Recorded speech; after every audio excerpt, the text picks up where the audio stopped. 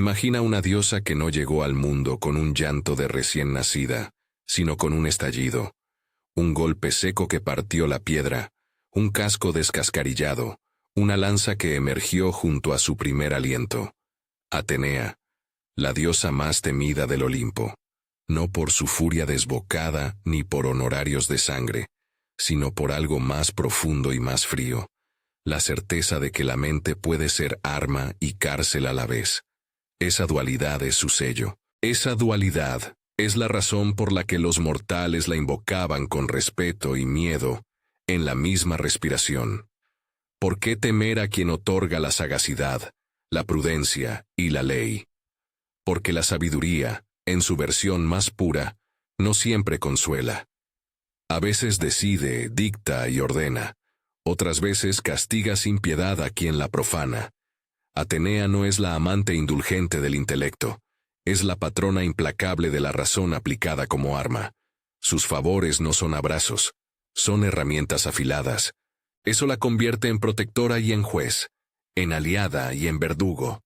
Si quieres seguir explorando estos matices conmigo, suscríbete y acompáñame en este viaje por sus mitos y sombras. El origen de Atenea ya contiene la advertencia. Su nacimiento es, por sí mismo, una escena de violencia y de concepción intelectual. Metis, la primera esposa o compañera de Zeus y encarnación de la astucia, fue devorada por el padre de los dioses. No hay espuma romántica en esa fábula. Zeus, temiendo que la unión con Metis produjera descendientes que lo desbancasen, la tragó. La sabiduría quedó entonces encerrada en su vientre divino. Los antiguos relatan que Metis siguió pensando dentro de Zeus, tejiendo planes, gestando ideas, hasta que una punzada comenzó a abrirse en la cabeza del rey del Olimpo. El dolor fue una hendidura, una antigua costura que pedía alivio. Hefesto, con su martillo y su oficio de hierro, fue convocado. En algunas versiones fue obligado, en otras prestó su arte con pesar. Dio un hachazo o una rotura ceremonial en el cráneo de Zeus. La corteza que contenía la mente se abrió. De ese cráneo surgió Atenea, no envuelta en sábanas ni mecida por un nido, sino ya armada. Casco, coraza, égida que reverberaba. Una presencia que parecía cortar el aire. Su nacimiento fue como forjar una idea a golpes, como templar el metal hasta que adquiere filo. De allí procede su naturaleza ambigua, nacida de la inteligencia y de la violencia, de la estrategia y del martillazo. Esa imagen, la diosa que brota del cráneo de un dios, es una metáfora brutal. Habla de pensamiento que se impone, de la mente como arma que se revela en el punto exacto en que el poder necesita control.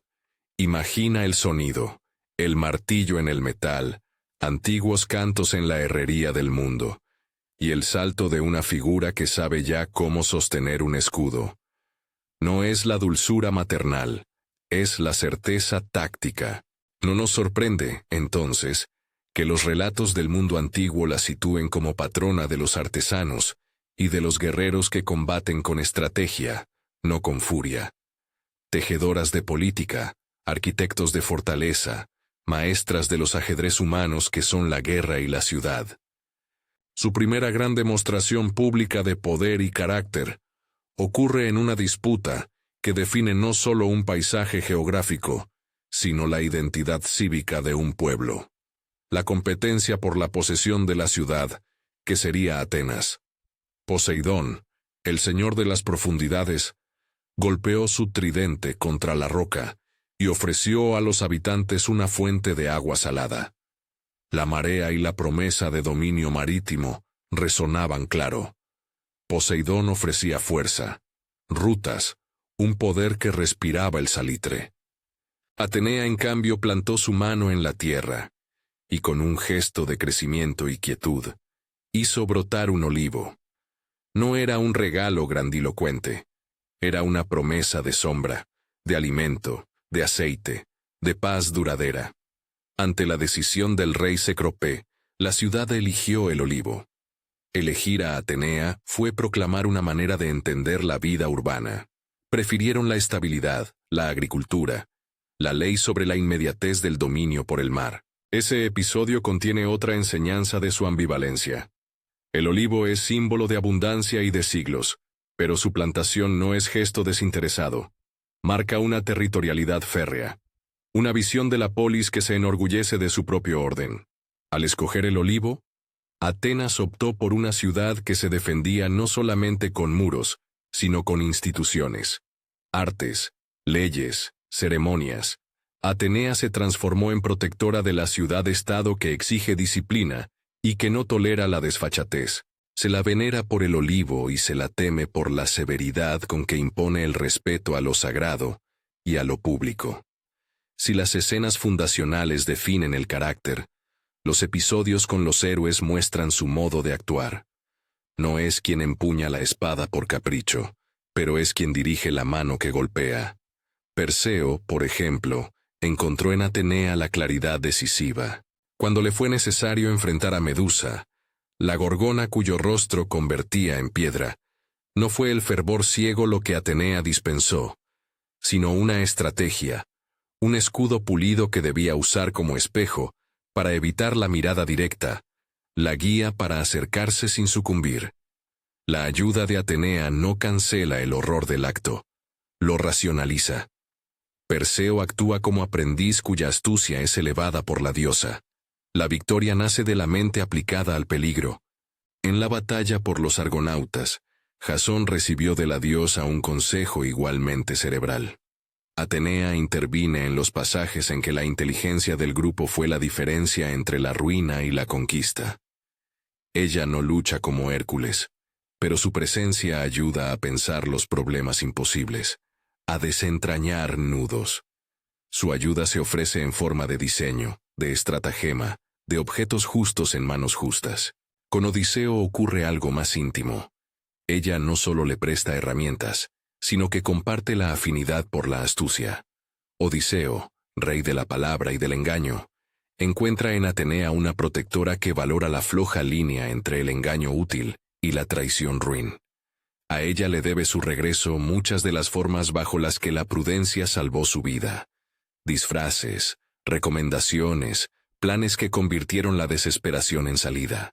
Heracles, por su parte, el más fuerte de los hombres, también recibió el guiño de Atenea cuando la fuerza bruta necesitaba contención.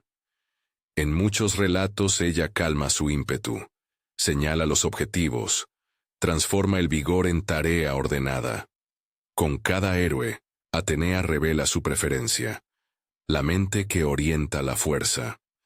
Esa misma preferencia gestiona, sin embargo, los episodios en donde Atenea muestra su rostro más temido.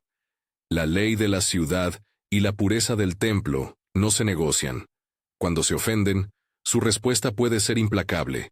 Aracne es el ejemplo paradigmático de la tensión entre talento humano y la indignación divina. Aracne tejía con una habilidad que desafiaba las normas. Su obra era altiva, perfecta, y no se guardó de burlarse de los dioses en sus propios motivos. En el concurso entre las tejedoras, Aracne bordó escenas que mostraban a los dioses en actos viles, revelando sus infidelidades y sus engaños.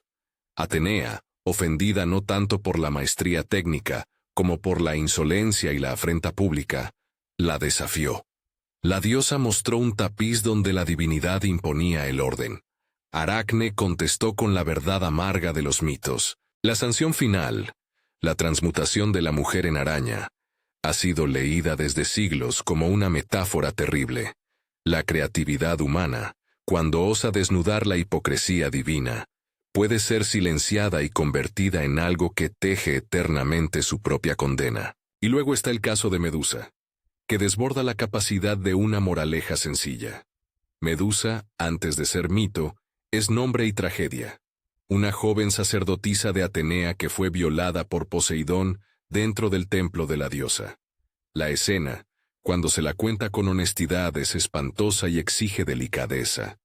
Una profanación del lugar sagrado, una violencia perpetrada por un dios. La reacción de Atenea, según la tradición, no fue perdonar a la víctima. En algunas versiones, la diosa transforma a Medusa en un ser con cabellos de serpientes y mirada petrificante, como si la culpa se reenviara a quien sufrió la agresión. Interpretarlo requiere cuidado. La mitología antigua no siempre responde a nuestros códigos morales. Sus dioses actúan según lógicas de sacralidad, honor y control que a menudo son incomprensibles o inaceptables hoy. Lo que el mito revela de Atenea es su intransigencia con la profanación del templo.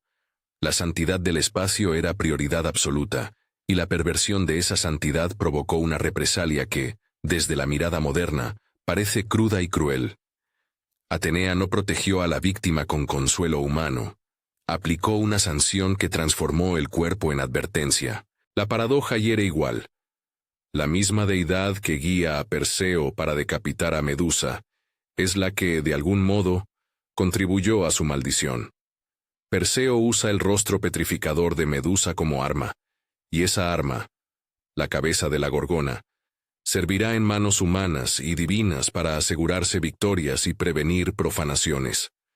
La lógica es férrea y terrible, la ciudad debe preservarse, y los actos que la amenacen serán neutralizados con medidas definitivas. Todo ello deja un sabor metálico.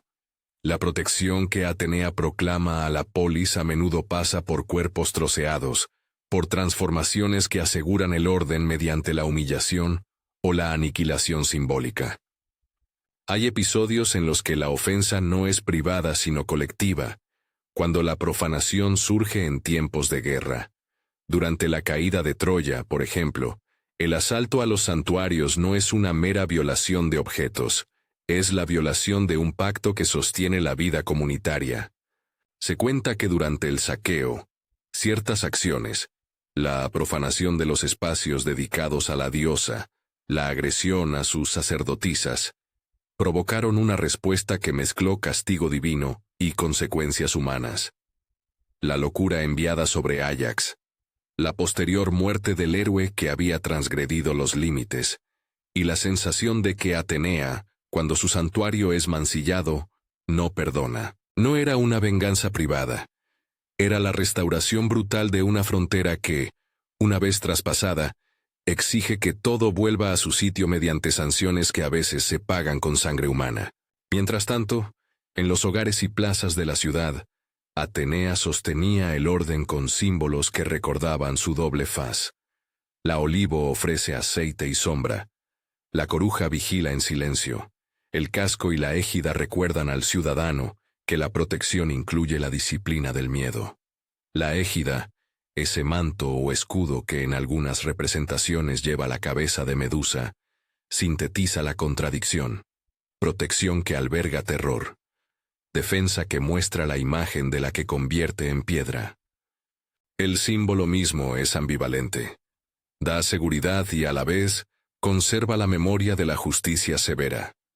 En los relatos, los artesanos y los estrategas miraban a Atenea como se mira un juez que no sonríe, con confianza, pero también con temor.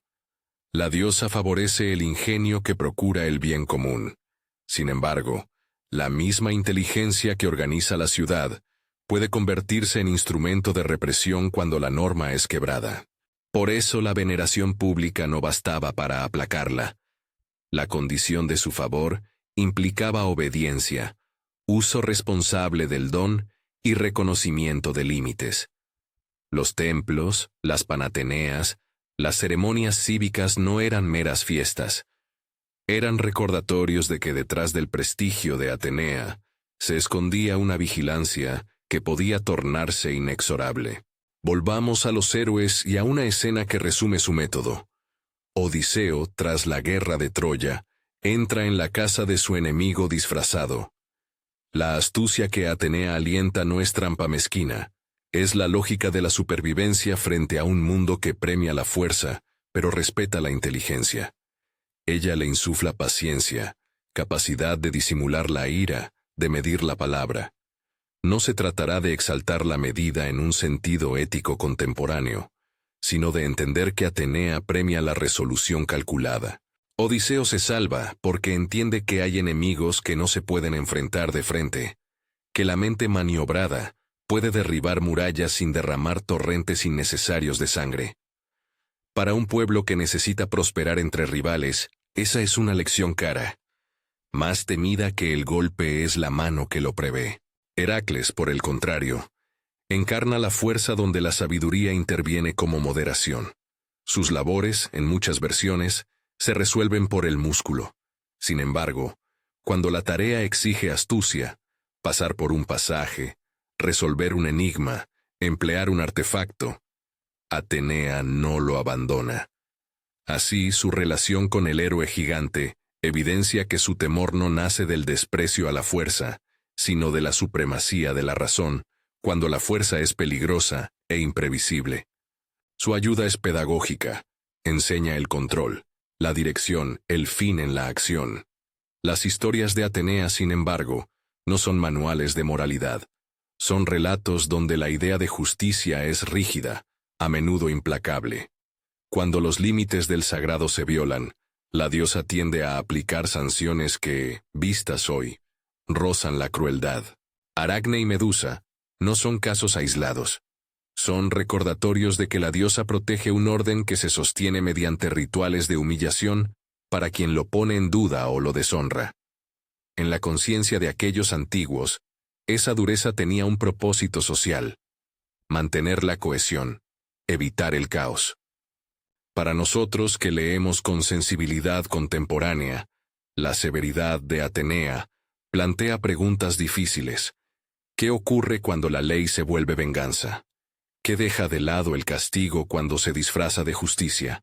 Atenea es, en suma, una figura que resume la tensión entre la utilidad de la razón y su capacidad de gobernar con mano de hierro.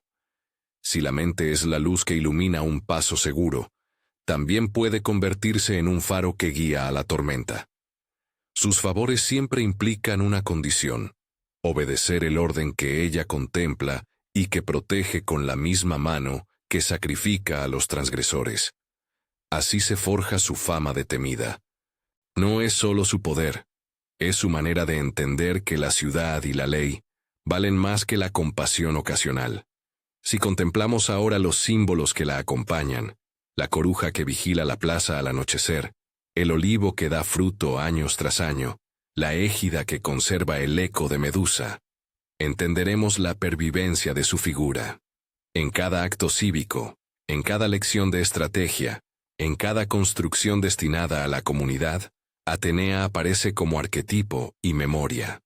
Su presencia atraviesa el mármol del Partenón, el relato de los vencedores y la retórica de los legisladores. Pero esa presencia no es un abrazo tranquilizador, es una advertencia eterna de que la razón por sí sola puede ser mano que aplasta. Y aquí, en la tensión entre la protección y la veda, entre la invención y la sanción, la historia abre otros caminos, porque quienes honran a Atenea desean su favor, pero también temen su juicio. El cuidado de la ciudad implica tierra arada y leyes escritas, pero también la posibilidad de que una decisión fría dicte el destino de un individuo. El miedo que provoca Atenea no es simple pavor ante la violencia.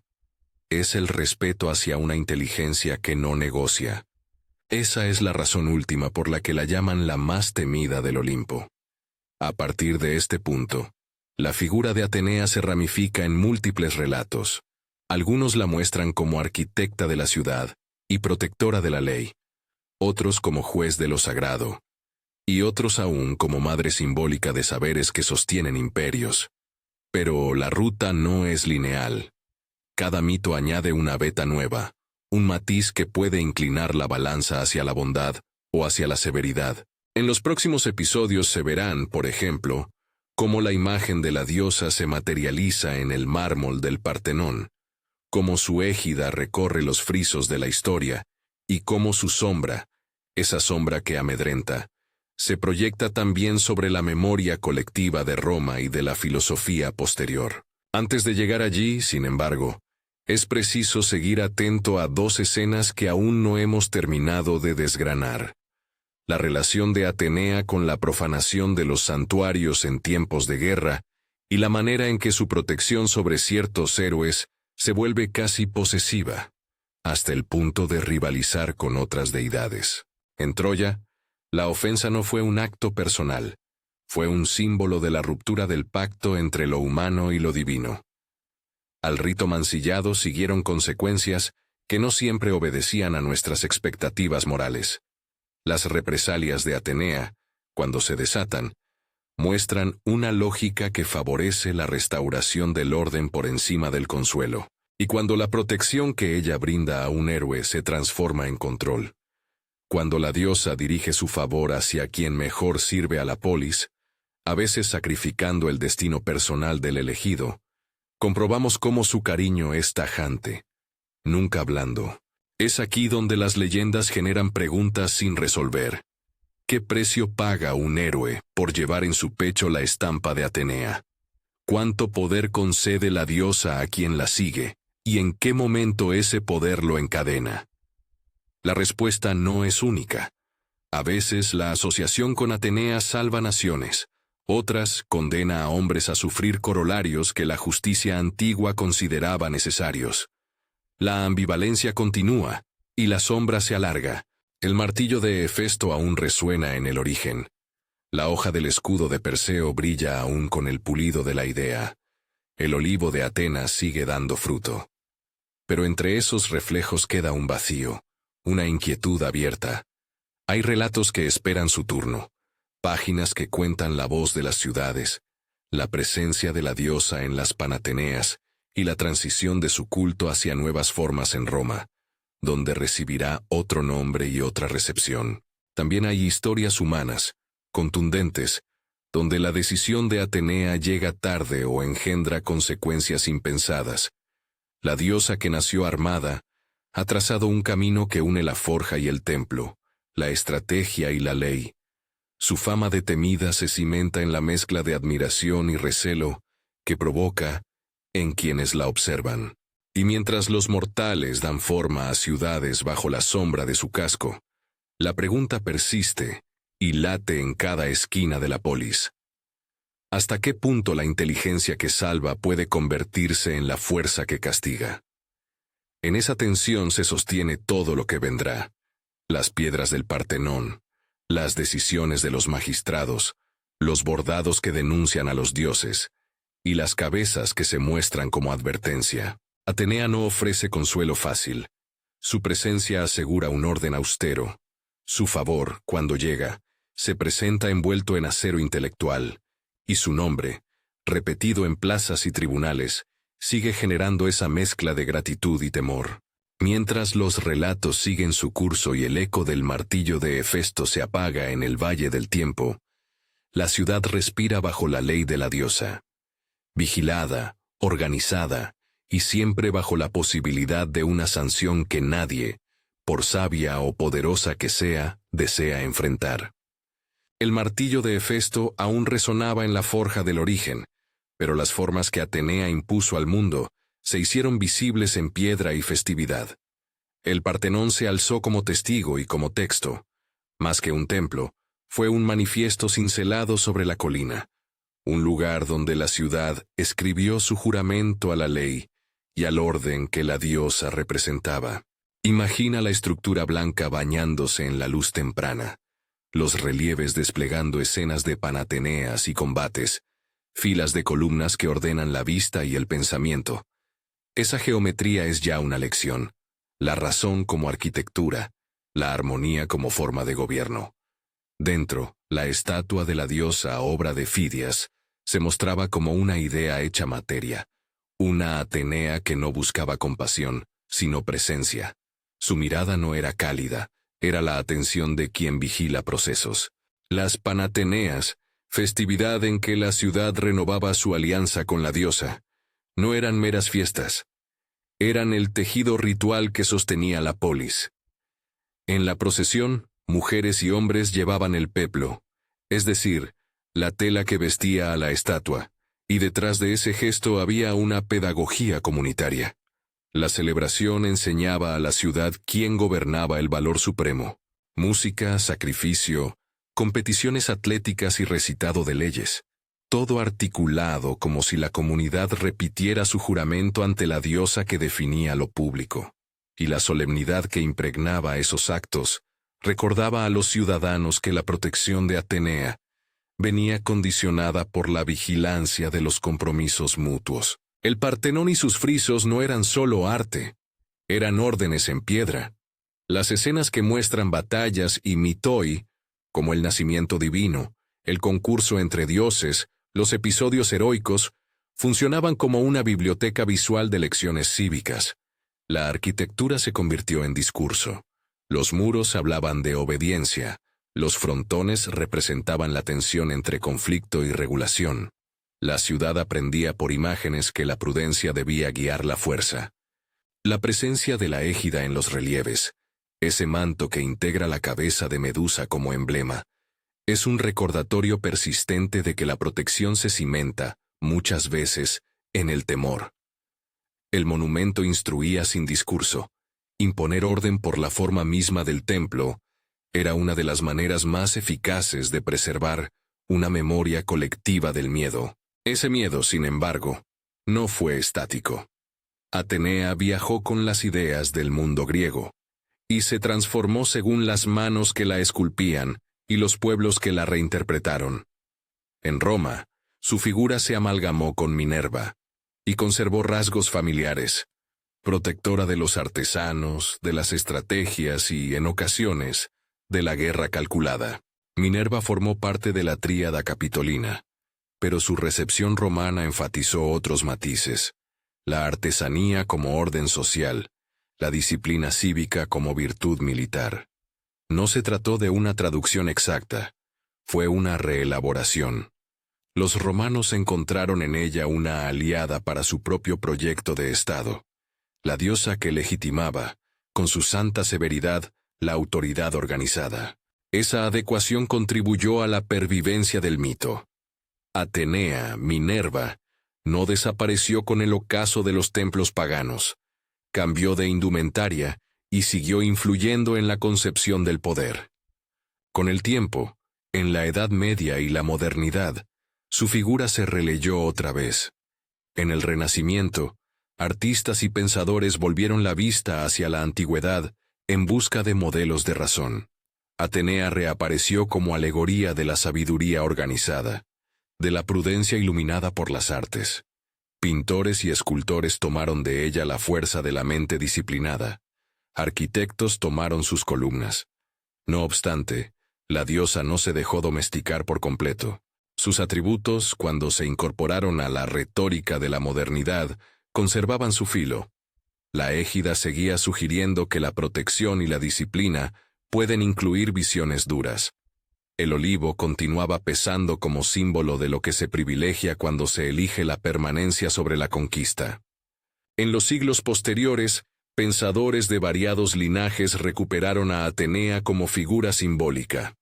Carl Gustav Jung, por ejemplo, la leyó como arquetipo, una manifestación de la inteligencia que organiza la psique y que también puede contener una sombra.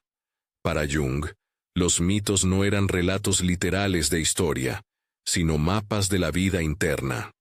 Atenea, en ese cuadro, sería la imagen que encarna la razón como orientación del inconsciente.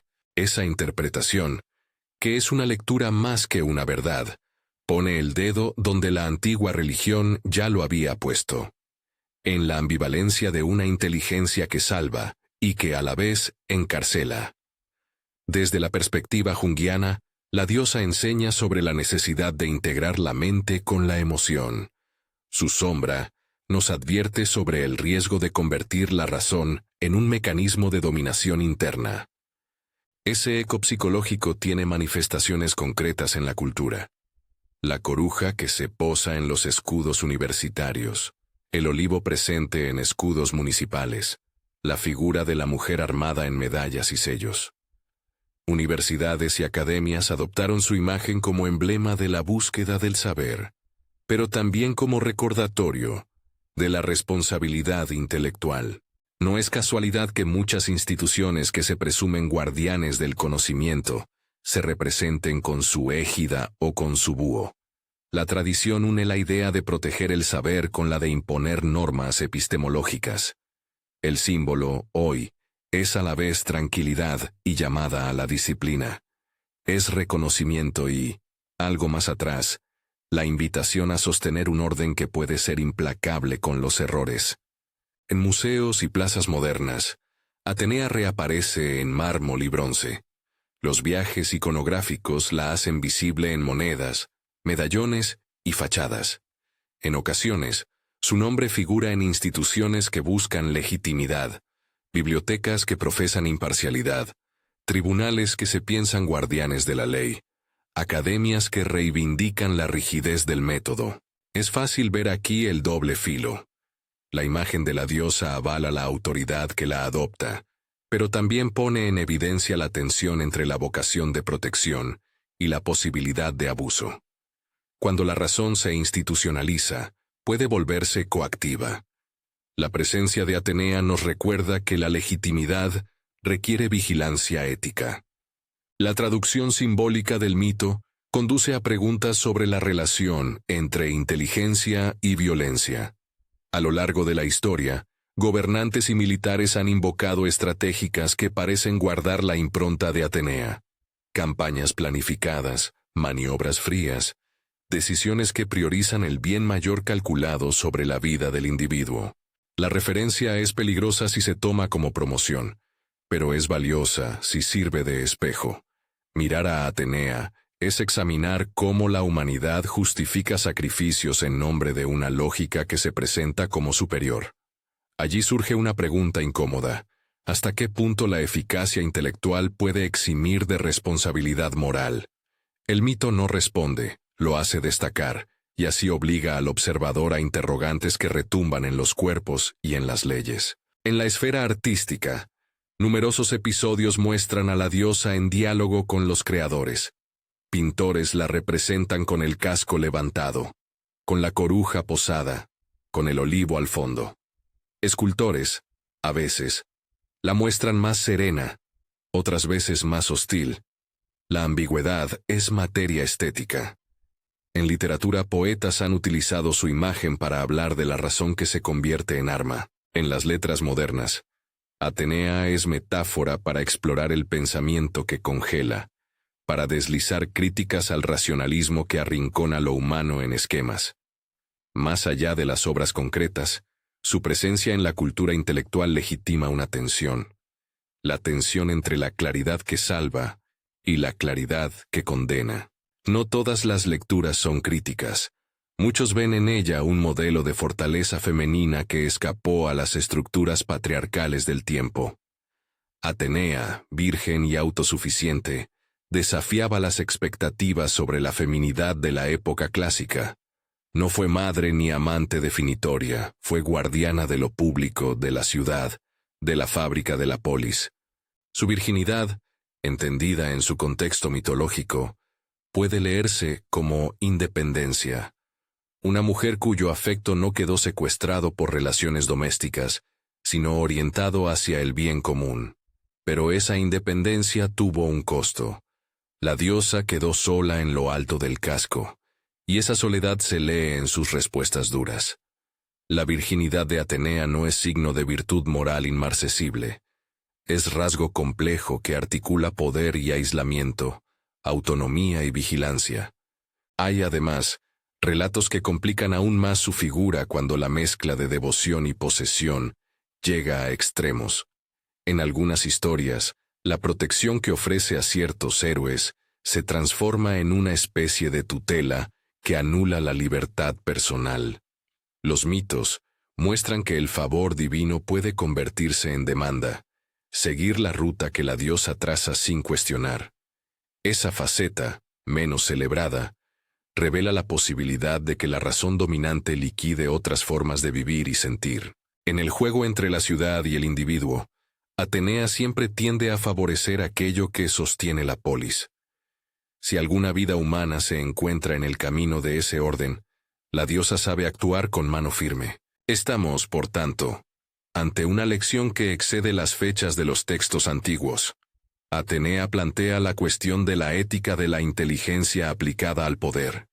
Las sociedades modernas que valoran la planeación estratégica y la administración racional descubren en la diosa un espejo que contiene advertencias. En el terreno del derecho, por ejemplo, La búsqueda de una norma universal que regule comportamientos puede hacer olvidar la singularidad de las víctimas. En la administración pública, la obsesión por la eficiencia puede aplastar la misericordia. Mirar a Atenea es recordar que la práctica de la razón pública exige límites humanos. Volvamos a los mitos para ver cómo la imagen se despliega en narraciones concretas que todavía nos perturban. Pensemos en la manera en que la égida apareció como símbolo de autoridad. El escudo o manto, con la cabeza de Medusa, ofrecía cobertura y amenaza. Quien llevaba la égida mostraba que su protección funcionaba también mediante el terror posible. El rostro petrificante era un recordatorio material de que el orden se defendía por imágenes capaces de detener. Esa iconografía fue usada deliberadamente. Las sociedades que incorporan símbolos de miedo en sus emblemas intentan sostener la obediencia no solo por ley, sino por imágenes que operan en el imaginario colectivo. El uso de la égida en las ceremonias y en los objetos del poder recuerda que la presencia de Atenea era pedagógica y coercitiva a la vez. Cuando el relato se traslada a la guerra, la diosa no se vuelve una justiciera sentimental. Sus decisiones son siempre utilitarias respecto a la polis. Apoyar a un general es apoyar la posibilidad de la supervivencia de la ciudad. A veces esa lógica coincide con la justicia, otras más inquietantes, con la lógica de la expediencia. Las crónicas antiguas muestran episodios en que la voluntad de Atenea inclina la balanza por motivos que la ética contemporánea consideraría problemáticos. Pero moverse en ese terreno es comprender que los mitos no ofrecen manuales morales modernos. Ofrecen relatos que nos obligan a discutir lo que consideramos justo hoy. Los poetas y dramaturgos entendieron pronto el material dramático que su figura ofrecía. Atenea encarna conflicto, madre simbólica del saber que castiga, protectora que humilla. Esa complejidad alimentó tragedias donde los héroes no siempre fueron héroes en sentido moral, y donde las decisiones divinas dejaron huellas trágicas. El teatro sirve como espejo. El público griego veía en la diosa la posibilidad de que la ciudad ordenase y se ordenase a sí misma mediante sacrificios, y entendía que esos sacrificios con frecuencia tenían rostros y nombres. En la memoria colectiva, la diosa cobra nuevas formas. En una ciudad moderna, Atenea puede ser la directora de un tribunal que dicta sentencias severas, o la rectora de una universidad que exige normas estrictas. Puede ser la estratega que planifica operaciones sanitarias que salvan vidas a costa de restricciones. La pregunta sigue siendo la misma: ¿qué precio se paga por la orden impuesta en nombre del bien mayor? El mito advierte sin perdonar: la eficacia no es sinónimo de justicia. Al acercarnos al clímax de su figura, conviene poner en paralelo dos imágenes que ilustran por qué Atenea inspira tanto respeto como temor. La primera es la imagen del olivo, árbol que tarda años en dar fruto, que exige cuidado paciente y que simboliza una prosperidad lenta pero continua. La segunda es la cabeza de Medusa, instrumento de terror que detiene el paso.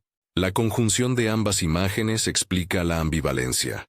La diosa que enseña a cultivar lo duradero también mantiene la capacidad de inmovilizar con un solo gesto. Quien la mira debe elegir qué aspecto invocar y aceptar la tensión inherente: cultivar o petrificar, nutrir o castigar. Ese doble rostro se proyecta en la vida ciudadana y en la conciencia individual.